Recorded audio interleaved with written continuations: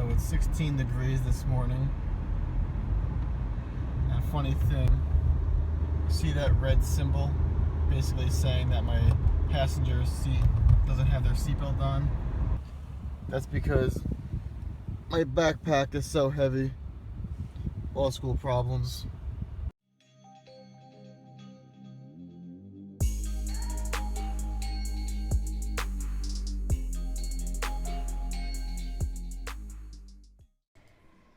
Hey, what's going on, guys? Welcome to the video. So in this video today, Paul and I had to train separately. I'm here at about 6:30 in the morning, and due to our schedule, she's going to be working out later at night. So I'm going to take you through my workout, and she'll take you through her workout when I'm done. A topic I'd like to discuss is progressive overload. Now, a lot of people have a tendency of going into the gym and they don't really have a plan. They kind of put weight on the bar, they do 8 to 10 reps, they don't write anything down, and then they do it again the next week, and before you know it, you've been working out for 2 years and you're doing the same routine, same weight, same reps that you've always been doing. And if you do that, you're on a quick path to nowhere. One of the keys to making progress is what's called progressive overload, which is basically you need to be adding either weight to the bar or more reps to your set pretty much every time you go to the gym. Now, if you're a beginner, you're going to be able to add weight a lot quicker than someone who's been going for a long time. Someone like me who's been going 10 years, I'm not going to be adding 5 pounds to my lifts every single workout, because if I did that, I'd be benching 1,000 pounds, and how many people do you see benching 1,000 pounds? Not many. So someone like me, I'm not looking to add 5 pounds necessarily every workout, but if I could add 5 pounds every month to a lift, or if I could add a rep or two throughout the month, that's really what I'm going for. But for you beginners out there, you really need to make sure that you're actually progressing on your lifts. And to do that, what I recommend is carrying around a notebook or a journal where you write down your routine, exactly what you did, the machines, the exercises, and write how many sets, how many reps you did, so that the next week you can make sure that you either beat that, or if you don't beat it, you know that you didn't beat it, and you can evaluate maybe your routine and what you can do differently. Because if you're not making progress in the gym, you're not going to progress, and you are going to stall. And that is probably the number one failure of people trying to make progress: not tracking their numbers and failing to make gains. Right now, I'm doing my overhead press workout for 531. If you see my other videos, you know I'm on 531. Those workouts are structured: bench, deadlift, squat, and overhead press. So like I said, this is the overhead press. I do find overhead press to be by far the most difficult of the big four lifts, not only to execute correctly, but also to increase the weight on. For some reason, everything else seems to just go up nice and slowly over time, but my overhead press just does not budge. I really struggle with the lift, and I do believe in comparison to my other lifts, my overhead press is probably the weakest. My max is right now only about 185, 190. Now that I got a belt, maybe I could hit 200, but compared to my other lifts, I do think it's a little bit weak. Here I am following up with bench press. I do 60% of my max for 5 sets of 10. This does sound relatively easy on paper, but it is not. After your shoulders are dead, these are very difficult to do, and I am supersetting these with dumbbell rows.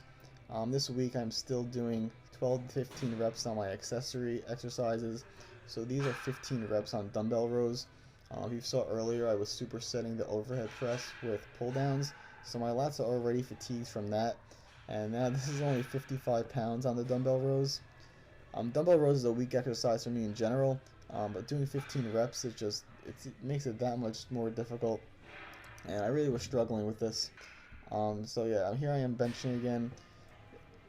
If you see my other benching videos where I focus on bench for the day, it's much heavier. It's almost 100 more pounds. But like I said, when you're doing 5 sets of 10, it's a completely different feeling, and it is difficult, especially when your shoulders are fatigued. Now, another question people ask me a lot about is cardio. How much do I do? Do you recommend cardio and bulking? And I'm a big fan of cardio, and I think everybody should be doing at least a little bit of cardio no matter what your goals are. Whether you're bulking, cutting, you should be doing cardio, whether it's for health reasons or to lose weight. Now, I currently train 4 days per week, and I do cardio after every single workout. 2 of those days, after my upper body days, I do high intensity intervals. Basically, I do 5 sets of the high intensity intervals, and the rest of it is just moderate intensity until I hit 400 calories. My other days, when I do it after legs, I just do 400 calories of moderate intensity, and I never have to do more than about 25 minutes of cardio. Now, if you're bulking or you have a really good metabolism and you're bulking, I still recommend doing some cardio, maybe 2 times a week for 15 minutes. But I do believe, just in terms of health, since, I mean, everyone wants to be healthy, should do some cardio. And I do cardio after every workout, like I said. I will discuss cardio a little bit more in general in another video, but I did want to just discuss here what my current cardio is and my stance on it. Also, if you're relatively lean like I am, you're going to be hungry a lot. So by doing a little bit of extra cardio, it does allow you to eat more calories, and it's always nice to be able to eat more calories. And even on the other hand, if you're bulking, sometimes your appetite gets a little suppressed, and cardio makes you hungrier. So cardio is good. Definitely do your cardio. You don't. It's not going to hurt your gains. If anything, it might help you. And like I said, I'll make another video about cardio in the future. Here I am just finishing with some incline dumbbells. I don't know why, but I'm very weak on every incline movement. My chest is probably my best body part, and my shoulders are a good body part, but in terms of strength, they're not very strong, which just goes to show you don't necessarily need to be strong to have a good body part. I'm only doing 60 pounds, I believe, here, and it wasn't even easy. So that's a little mystery to me.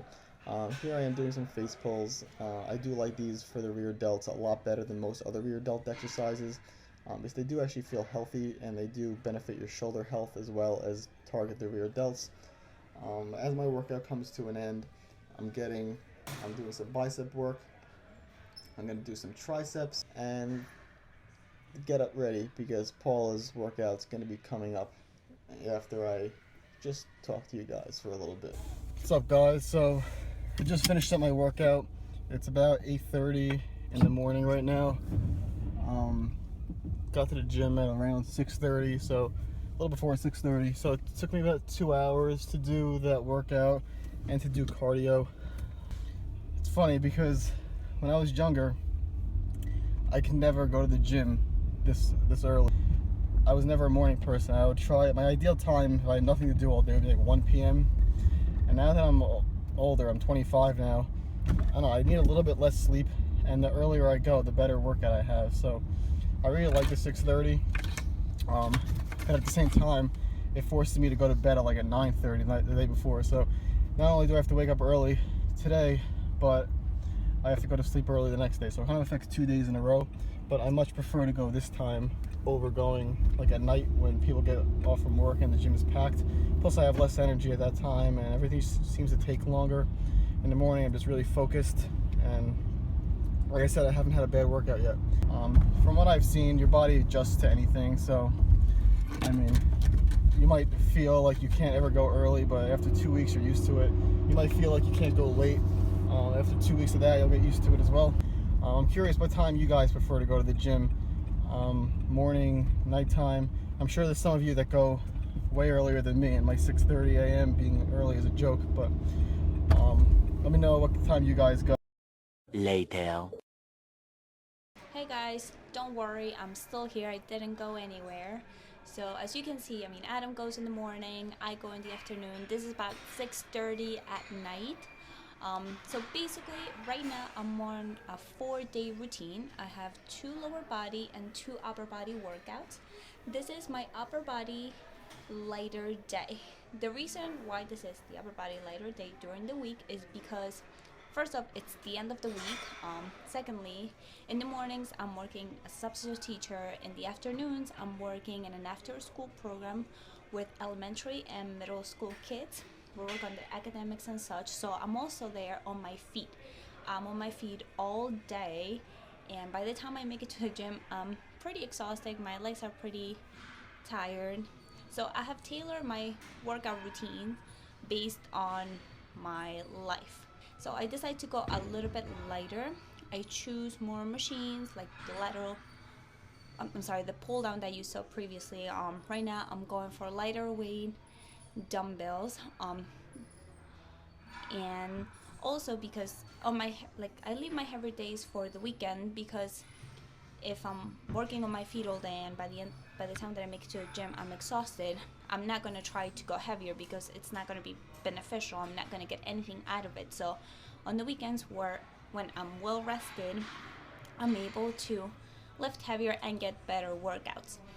So I start with back. I do pull downs, 3 sets for 10 reps.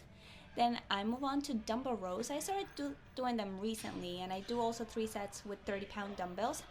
Then I move on to shoulders, lateral raises for 15 pounds for 10 reps. On my heavier day, I actually do shoulder press with 25-pound dumbbells for 5 to 6 reps. Then a couple of months ago, I complained that I had some shoulder issues, and Adam recommended to do face pulls, which one, they hit my rear delts pretty nicely, and two, they feel healthy for my shoulders, and the weird shoulder pain that I had completely went away after I started doing face pulls. So if you have never done them before, I would strongly recommend you to do that. Then I move on to triceps and biceps. I superset them, 3 sets each for 10 to 12 reps. And lastly, I do abs and cardio for 25 minutes or 350 calories. And that's the end of my workout. And then I recover for the weekend to get ready for my heavier days. So guys, if you like this video, go ahead, like it. If you like the channel, go ahead and subscribe. And we will be talking about more topics. Leave some comments. Contact us at foulfitness@gmail.com, and we'll see you on the next video. See you later.